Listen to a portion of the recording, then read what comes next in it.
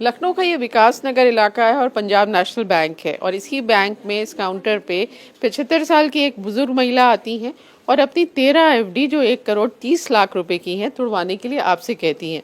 और आपको शक होता है, आप महिला से पूछती हैं कि एफडी क्यों तुड़वा रही हैं। वो सही जवाब नहीं दे पाती। क्या हुआ, महिला ने आके क्या कहा? मैम वो जैसे ही मेरे पास आई उनका बंच ऑफ एफडी था, पूरा एक दो नहीं कई एफडीज थी। तो उन्होंने डायरेक्ट मुझसे यही बोला कि मैम मुझे ये एफडी तुड़वानी है। तो उनका जो टोन था, जो हाव भाव था, उससे थोड़ा सा मेरे को लगा। फिर हमने उनसे पूछा कि आपको क्या जरूरत है, इतने फंड की अचानक से क्या जरूरत पड़ गई। तो वो जो भी रिप्लाई कर रही थी वो सेटिस्फैक्ट्री नहीं लगा मुझे। फिर मैंने अपने बीएम के पास उनको भेजा कि सर इनको थोड़ा सा देखिए। मेरे दिमाग में ये आया शायद ये डिजिटली अरेस्ट हैं। अब डायरेक्ट तो उनसे नहीं पूछ सकते, ना कह सकते हैं।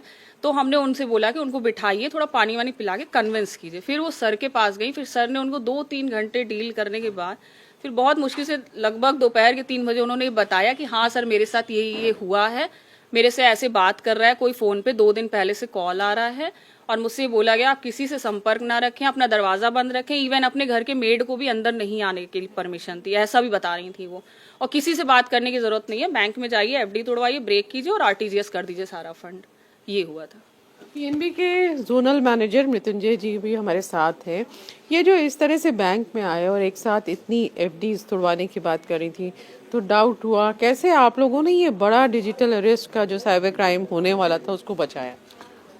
देखिए, जो हमारे एमडी एंड सीईओ साहब श्री अशोक चंद्र जी हैं, उन्होंने साइबर फ्रॉड और डिजिटल अरेस्ट से इसको मतलब ग्राहकों को बचाने के लिए बहुत बड़ा खाका तैयार किया हुआ है। इसमें सबसे प्रथम चरण पे अपने कर्मचारियों को प्रशिक्षित करना, खास करके आपको डिजिटल अरेस्ट में और साइबर फ्रॉड में इनको विशेष रूप से प्रशिक्षण दिया जा रहा है और इसके बाद रेगुलर इनको अपडेट भी किया जा रहा है। इसके अलावे हमारे बैंक ने अभी पीएनबी 2.0 नया पीएनबी 1 ऐप जारी किया है, जिसमें बहुत सारे सिक्योरिटी फीचर्स हैं, जिसमें आपको हम काफ़ी सुरक्षा दे रहे हैं अपने ग्राहकों को। लेकिन जैसे इनकी बात करें, बुजुर्ग महिला की, तो इनको कन्विंस करने में मुश्किल हुई कैसे? आप लोगों ने ये इंश्योर किया कि ये डिजिटल अरेस्ट ही है? ये सब इनको दिया गया ट्रेनिंग का कमाल है, जो हम लोग ट्रेनिंग विशेष रूप से दे रहे हैं। पिछले 1 साल से हम लोग लगातार ट्रेनिंग दे रहे हैं। उसी ट्रेनिंग का कमाल है जिसकी वजह से इन्होंने बॉडी लैंग्वेज से उन्होंने इनको पकड़ा कि जरूर इनके साथ कुछ अनहोनी हुई है और इसी की वजह से ये एक बड़ा डिजिटल अरेस्ट में जो फ्रॉड होने वाला था वो बच गया। बड़ी कामयाबी आप अपने बैंक वालों की, कर्मचारियों की मानते हैं? जी जी जी, हमारे कर्मचारियों के हमें इन पे गर्व है, अब फक्र करते हैं हम इन पे। आप यहाँ के ब्रांच मैनेजर हैं, तो जैसे ये आपके पास गई उसके बाद क्या हुआ? मैडम एक्चुअली मैं वॉच कर रहा था, यहाँ पे बैठी हुई थी। वो जो आपने एज बताई वो अंडर 60 ईयर्स हैं। तो वो वेल कॉन्फिडेंट महिला लग रही थी और साउंड माइंड था उनका। कोई ऐसा हाव भाव नहीं उनके दिख रहे थे कि जो है कोई ऐसा है उनका। तो मैं यहाँ से गुजरा तो मेरे पास कुछ 2-3 कस्टमर बैठे हुए थे। तो उसके बाद में मैंने बोला कि भाई मेरे से इंटरेक्शन कराइए, क्योंकि ये सभी को ट्रेनिंग दी जाती है हमारे बैंक में कि भाई सभी का जो भी कस्टमर आते हैं उनका फिजिकल अपीयरेंस क्या है, कैसे वो बातचीत करते हैं, तो उससे थोड़ा सा अपने आप को मतलब कैसे सेफ रखना है, बैंक को कैसे सेफ रखना है। तो मैंने कहा मेरे से भी बातचीत कराई गया। अंकिता मैडम ने थोड़ा सा इसमें इंसेंटिव लिया, इनिशिएट किया और उन्होंने जो है मेरे पास भेजा, मुझे बताया भी कि ये कस्टमर पहले भी आती रही हैं, कभी इस तरह से इनका व्यवहार नहीं रहा है। तो मैंने उनको पूछा भाई क्या ज़रूरत पड़ गई अचानक इतनी एफडी जो है आप तोड़ रही हैं? तो उन्होंने बताया नहीं मुझे मेरे बेटे के खाते में भेजना है। हमने कहा ठीक है, मुझे बेटे से बात करा दीजिए और मैं बात कर लेता हूँ, हो सकता है कुछ मैं दूसरे तरह से उनकी मदद कर पाऊँगा। तो उन्होंने बात कराने से मना कर दिया कि नहीं मैं बात नहीं कराऊँगा, मुझे तो मेरा पैसा चाहिए ही चाहिए। फिर थोड़ा सा मुझे डाउट हुआ। उसके बाद हम लोगों ने डिस्कशन किया, सचिन जी हमारे यहाँ हैं, इनके साथ बैठ के डिस्कशन किया। तो इन्होंने भी कहा कि नहीं सर ये पहले भी आती रही, क्योंकि ये पुराने लोग हैं, मैं तो अभी यहाँ पे कुछ दिन पहले आया हूँ। तो इन्होंने भी बताया कि ऐसा व्यवहार कभी महिला का नहीं रहा है। तो हमने फिर आके उनको थोड़ा सा टाइम लेने के बाद हमने कहा ऐसे तो नहीं बताएंगी, और क्योंकि वो उतना थोड़ा सा वेल एजुकेटेड और साउंड माइंड में थी, तो ये कह पाना कि नहीं आपके साथ फ्रॉड हो रहा है, जबकि वो कह रही हैं कि हम बेटे को पैसा भेज रहे हैं, तो ये अचानक से उनको कहना कि आप डिजिटली अरेस्ट हैं, मुझे ठीक नहीं लग रहा था। फिर मैंने थोड़ा टाइम लेके उनको चाय कॉफ़ी ऑफ़र की। उन्होंने कॉफ़ी के लिए एक्सेप्टेंस दी, तो मैंने उनको कॉफ़ी पिलाई। उसके बाद में धीरे धीरे मैंने बोला कि ठीक है, मुझे जो आपने नंबर दिया है ये नंबर मुझे गलत लग रहा है। मैंने सिस्टम में भी डाल के देखा और डमी करके देखा कि ताकि जो है मैं इनको किसी तरह से ये विश्वास दिला पाऊँ कि हाँ मैं निकाल पाऊँ कि ये गलत खाता नंबर है। मैंने उनको बोला कि आपका ये अकाउंट नंबर गलत है, इसमें आप जो है मुझे व्हाट्सएप के द्वारा या तो चेकबुक आया होगा आपके पास या फिर मैसेज आया होगा, वो दिखा दीजिए मोबाइल में। उन्होंने मना कर दिया दिखाने से, फ़ोन एकदम से कि हम फ़ोन आपको नहीं दिखाएंगे। वो कह के बाहर चली गई। जब वो बाहर गई तो हमारे यहाँ सचिन ने जो है एक चतुर्थ श्रेणी कर्मचारी है, उसको पीछे भेजा। तो वो कोने में जाके चली गई। तो जाहिर सी बात है, सबकी अपनी प्राइवेसी होती है, तो एक सीमाएं हैं हम लोगों की। उनके पास तो नहीं गए, लेकिन दूर से ये वॉच किया कि हाँ वो कोने में जाके बात कर रही हैं, एक कॉर्नर में जाके। तो उसने आके मुझे बताया कि सर ऐसे ऐसे है। फिर वो रिजिड थी अपनी बात पे कि हमारा जो खाता है ये सही है। उसके बाद मैंने फिर वही किया कि नहीं, आपका खाता नंबर गलत है, मेरा सिस्टम शो नहीं कर रहा है। तब मैंने कहा आप अपना फ़ोन दिखाइए। फिर मैंने उनका फ़ोन लेके वो चीज़ देखी, तो वो व्हाट्सएप पे एक कॉल पड़ी हुई थी, वॉइस कॉल पड़ी हुई थी उनकी, और एक नाम भी जो जनरली नहीं होता है उस टाइप का नाम उस पर सेव था। तो फिर वहाँ पे एकदम कंफर्म हो गया मैं कि ये डिजिटली अरेस्ट है। फिर उनको मैंने बोला मैडम आप चिंता ना करें। और पहले तो मैंने कहा कि ये आपका इतना पैसा है, एक बड़ा अमाउंट था, तो हमने कहा कि आपका इतना पैसा है, अगर ये 5 मिनट में चला जाए तो आपके पास क्या बचेगा। तो उन्होंने बोला कि नहीं फिर तो कुछ नहीं है। हमने कहा आपके को पैसा जा रहा है, आप डिजिटली अरेस्ट हैं और आपका माइंड वॉश कर दिया गया है, आप जहाँ बैठी हैं यहाँ बिल्कुल सेफ़ है, आपको कोई दिक्कत नहीं होगी।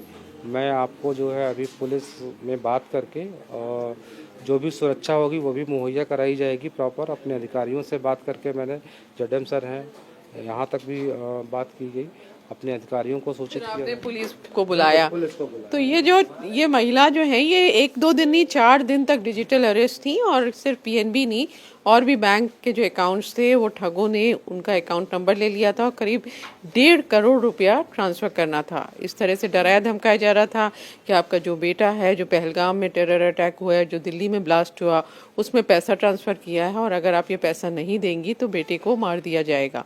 तो डर के ये महिला ने किया। तो देश में डिजिटल अरेस्ट के बहुत सारे मामले आते हैं, लेकिन एक ये बहुत कम ऐसे मामले होते हैं जिसमें 4 दिन डिजिटल अरेस्ट रहने के बाद भी महिला का 1.5 करोड़ रुपया बैंक वाले और पुलिस वालों की सूझबूझ से बच गया हो।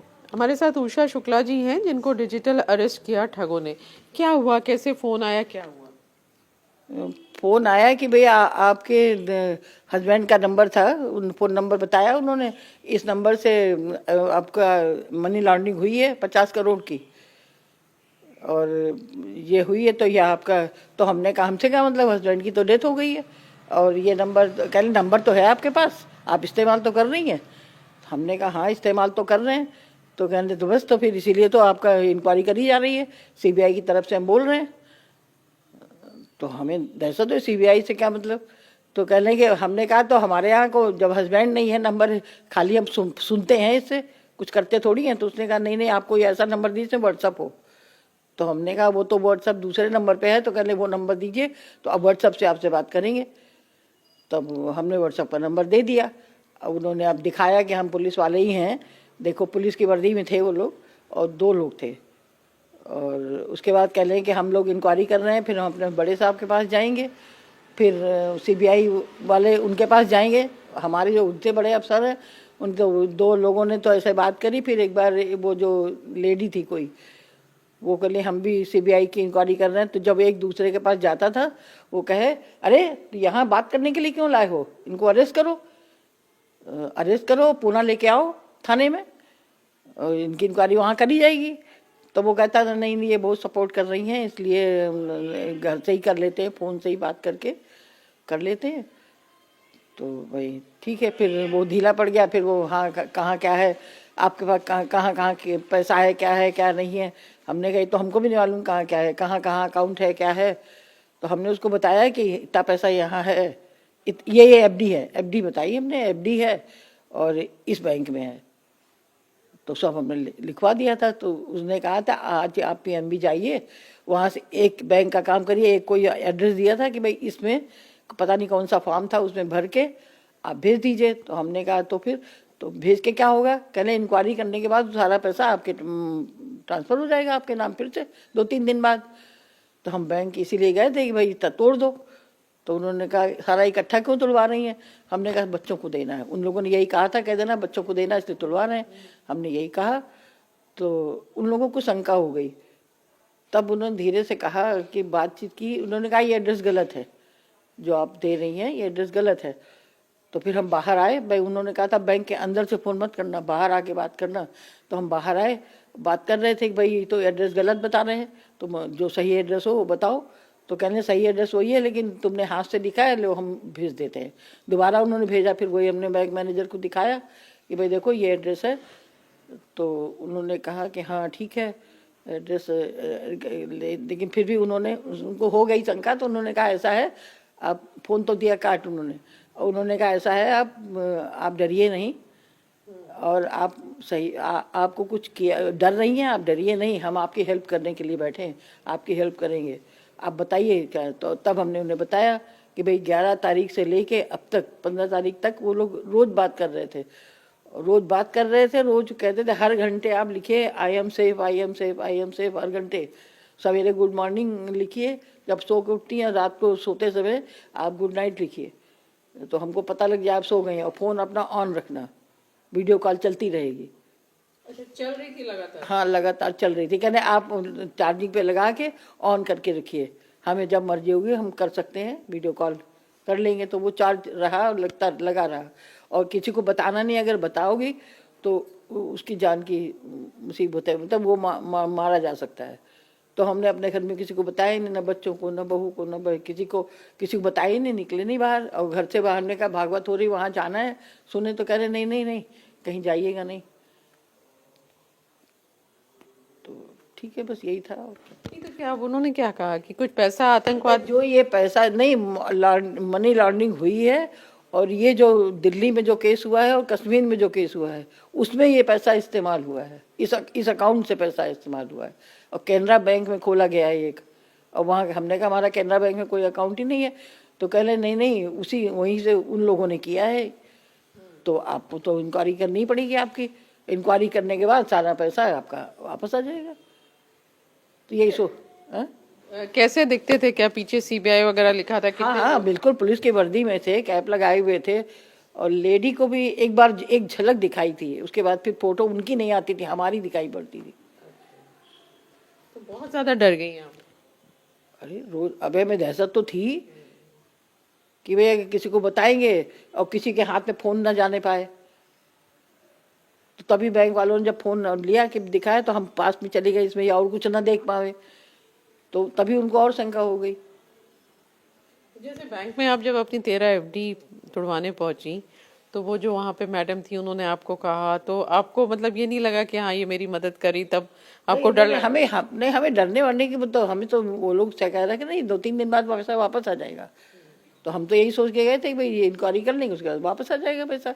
तो वो लोग बोले भी कि आप सारा खाली कर देंगी, और तो फिर हमारी बैंक में मतलब इस समय हमें जोड़ पैसा चाहिए, और आप खाली कर रही हैं, थोड़ा निकालिए।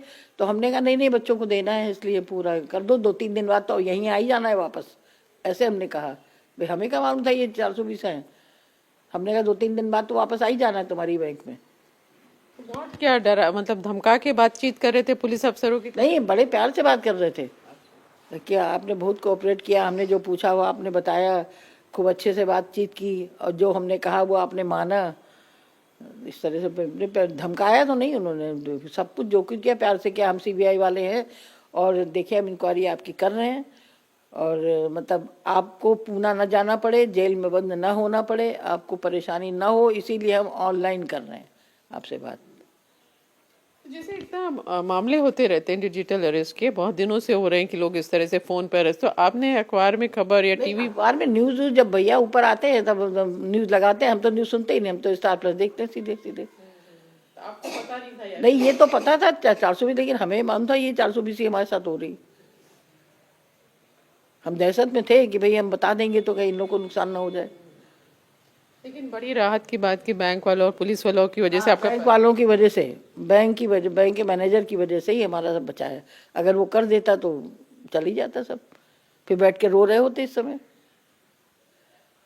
भाई अभी जिंदगी में पैसा तो हम कमाते नहीं है, हाउस वाइफ ऐसे ही है, जो हस्बैंड का दिया हुआ था वो भी चला जाता, तो क्या करते? 10 मिनट में सब पैसा चला गया। हाँ बिल्कुल। ऑनलाइन हम कुछ करते नहीं, वो पूछ रहे थे अब एटीएम कार्ड है आपके पास? हमने कहा नहीं, हम ऑनलाइन कुछ नहीं करते हैं, हम चेक काटते हैं खाली। हमें जब जरूरत होती है हम चेक काट के दे देते हैं, पर काम कर लेते हैं अपना। अब आप लोगों से क्या कहेंगे कि अगर ऐसा फोन आए तो क्या करें? नहीं और क्या, किसी के पास ऐसा फोन आवे तो भैया धोखे से भी, जैसे हमने बात की इस तरह नहीं करें, मना कर दें। चाहे डर तो लगा ही, पहले तो उत्सुकता होती है, बता क्या रहे हैं, सीबीआई की इंक्वायरी कहाँ से हो रही, डर तो लगता ही है।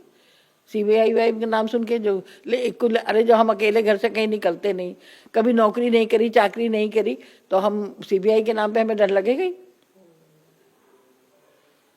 और उस आवाज टोन में बात कर रहे थे तो ये लग रहा था हाँ सच में पुलिस वाले ही बोल रहे हैं। वो लेडी भी इस तरह से बात कर रही जिससे कि लग रहा था हाँ पुलिस वाली ही है। इतनी क्रूरता से बात तो वही लोग करते हैं। और पीछे सब वो लगा था सीबीआई का। नहीं वो पीछे का तो हमने देखा नहीं, लेकिन हाँ वर्दी तो पुलिस की ही पहने थे, पीछे दीवार हमने नहीं देखी।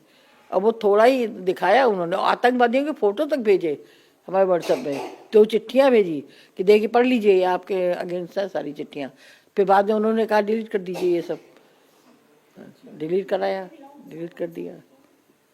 इस तरह से आप तो बच गई, बैंक वालों की सूझबूझ से पुलिस भी वहां पहुंच गई। लेकिन अगर एक बड़ी सीख है कि अगर इस तरह के कॉल आए तो फौरन पुलिस से संपर्क करना चाहिए। बुजुर्ग महिला डिजिटल अरेस्ट से कैसे बची, ये जानने के लिए हम आए हैं डीसीपी ईस्ट लखनऊ शशांक सिंह के पास। ये जो महिला है 75 साल की है, क्या हुआ था, कैसे डरा रहे थे, कैसे उनको डिजिटल अरेस्ट किया? ये दिनांक 15 दिसंबर 2025 को थाना विकास नगर है, उसको एक सूचना मिली थी जिसमें बताया गया था कि कुछ महिला द्वारा, एक महिला है उनके द्वारा जो सीनियर सिटीज़न हैं, कुछ बैंक से थोड़े से बड़े ट्रांजैक्शंस करने की बात करी जा रही है। इसमें संदिग्धता देखते हुए पुलिस ने इस पर थोड़ी जांच करी और महिला से कॉन्फिडेंस में लेते हुए जब पूछताछ करी तो ये एक तथ्य संज्ञान में आया जिसमें बताया गया कि जो सीनियर सिटीज़न महिला हैं इनको 11 दिसंबर 2025 को शाम को लगभग 5 बजे के करीब एक फ़ोन कॉल आता है। फ़ोन कॉल इन्हें ये बताता है कि इनके जो हस्बैंड थे उनके बैंक अकाउंट से बहुत बड़े बड़े ट्रांजैक्शन हुए थे और इससे जो पैसा है ये मनी लॉन्ड्रिंग से रिलेटेड पैसा है और ये ब्लास्ट्स वगैरह में यूज़ हुआ है इस पैसे से। इससे महिला घबरा गई। उसके बाद उन्होंने महिला को फ़ोन करके उनको एक व्हाट्सएप नंबर दिया, बोला इस पर आप व्हाट्सएप पे वीडियो कॉल पर आइए, और इस प्रकार उन्हें 4 दिन डिजिटल अरेस्ट रखा गया था। महिला से अलग अलग तरह के सवाल पूछे जाते थे, महिला को कुछ कोड्स दिए जाते थे डेली कि आपसे आगे तब बात होगी जब आप सही कोड बता पाएंगी। इस तरह महिला काफ़ी दिन परेशान रही और अंत में महिला से ये बोला गया कि आप कुछ अमाउंट जो है इतना पैसा आरटीजीएस कर दीजिए, बैंक अकाउंट्स दिए। जिसके क्रम में महिला द्वारा अपने बैंक अकाउंट्स के जो पैसे थे और उनकी एक एफडी थी जो अराउंड टोटल अमाउंट 1.5 करोड़ के करीब हो रहा था, उसको प्रोसेस कराने के लिए महिला बैंक में गई थी। जहाँ पे जब ये चीज़ संदिग्ध लगी तो उस पर पुलिस को जानकारी दी गई। पुलिस ने तत्काल इसमें अपनी तरफ से कार्रवाई करते हुए जो भी महिला से 1930 एनसीआरपी पोर्टल हैं उन पर कंप्लेन कराई गई हैं और कंप्लेन को हमारा जो लोकल साइबर सेल था उसने तुरंत एड्रेस किया। एड्रेस करते ही पूरा पैसा जो भी था 100% अमाउंट 1.5 करोड़ रुपए फ्रीज करा दिया गया ताकि महिला के साथ इतने बड़े लेवल पे डिजिटल फ्रॉड ना हो पाए और महिला का पैसा बर्बाद होने से बचाया गया। अभी आगे के क्रम में हम पूरे जो भी म्यूल अकाउंट्स ये थे जिनमें ये पैसा जा रहा था उनकी जांच कराएंगे और जो भी होगा आगे कार्रवाई भी करेंगे। जैसे डिजिटल अरेस्ट के इतने मामले आते हैं, लोग पेपर में भी आता है, टीवी में भी हम खबरें दिखाते हैं, तब भी ये मामले होते जा रहे हैं लगातार। तो लोगों से आप कैसे कहेंगे, इन महिला को तो आपने बचा दिया इनका 1.5 करोड़ रुपया जाने से, लेकिन बाकी लोग अगर इस तरह के कॉल्स आए तो क्या करना चाहिए? देखिए, इसमें अवेयरनेस जो है वही सबसे इम्पोर्टेंट चीज़ है। सेंट्रल गवर्नमेंट द्वारा भी, स्टेट गवर्नमेंट द्वारा भी समय समय पे अवेयरनेस के अभियान चलाए जाते हैं। हमारे को फ़ोन पे कॉलर ट्यून भी लगी हुई थी जिसमें बताया जाता था कि इन नंबर्स पे कॉल करें, समझें। तो इन सब चीज़ों पे हमें ध्यान रखना पड़ेगा थोड़ा सा, और इस तरह का कोई भी इशू आए उसको फेस वैल्यू पे मत देखें, उसको एक बार अपना तरफ से विचार कर लें। और कोई भी ऐसी कॉल हो तो उसको एकदम वैसे मत देखें, पुलिस द्वारा देखिए ये कई बार बताया गया है, डिजिटल अरेस्टिंग नाम की कोई भी चीज़ पुलिस की कोई भी एजेंसी नहीं करती है। इसलिए अगर कोई भी आपको इस तरह से कॉल कर रहा है या कोई सिचुएशन बता रहा है तो उस पर अपने अवेयरनेस रखिए, तुरंत पुलिस को कॉल करिए, लोकल जो भी है आपकी। अगर आपके पास साइबर फ्रॉड हो रहा है तो हमारे जो साइबर की हेल्पलाइन नंबर है उस पर कॉल करिए, और हमारे जो एनसीआरपी पोर्टल है उस पर आप अपनी कंप्लेन रजिस्टर कराइए। और टाइमिंग इज़ द की, जितना जल्दी आप बताएंगे उतनी जल्दी पुलिस प्रोसेस करके उतनी जल्दी आपकी हेल्प करेगी, क्योंकि साइबर फ्रॉड में टाइम ही एक ऐसी चीज़ होता है जो सबसे रेयर रिसोर्स है। अगर आपने थोड़ा भी लेट किया तो पूरा अमाउंट है वो कई सारे म्यूल अकाउंट्स में डेवलप कर दिया जाता है, अलग अलग अकाउंट में पास हो जाता है। उसके बाद उसे ट्रेस करना और फ्रीज कराना थोड़ा सा मुश्किल हो जाता है, जिसे हम लोग लेयरिंग कहते हैं अपनी पुलिस की भाषा में। मल्टीपल लेयर्स जब क्रिएट हो जाती हैं तो पैसा फ्रीज कराना थोड़ा टफ हो जाता है, इसलिए टाइमिंग इज़ द की, जल्दी बताएं और अवेयर रहें। बहुत धन्यवाद हमसे बात करने का। तो इस तरह से इन बुजुर्ग महिला की तो किस्मत अच्छी थी कि पुलिस और बैंक वालों के सहयोग से उनका 1.5 करोड़ रुपया डिजिटल अरेस्ट जो ठग कर रहे थे उनके पास जाने से बच गया। कैमरामैन राजीव राय के साथ रुचि कुमार, इंडिया टीवी, लखनऊ।